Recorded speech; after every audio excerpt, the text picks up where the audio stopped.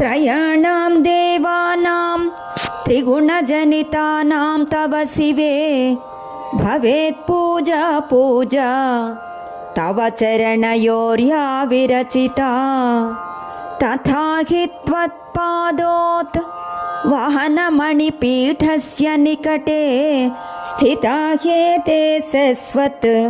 मुकुलितकरोत्तं समकुटा त्रयाणां देवानां त्रिगुणजनितानां तव शिवे भवेत् पूजा पूजा तव चरणयोर्या विरचिता तथा हि त्वत्पादोत् वहनमणिपीठस्य निकटे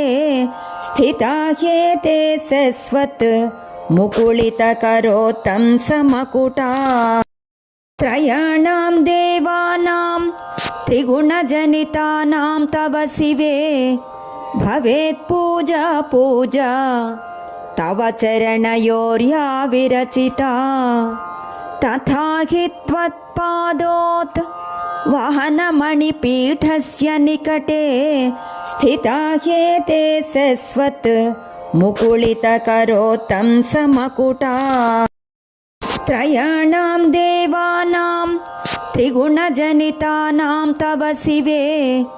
भवेत् पूजा पूजा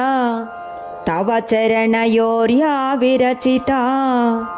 तथा हि त्वत्पादोत् वहनमणिपीठस्य निकटे स्थिता ह्येते सस्वत् मुकुलितकरोत्तं समकुटा।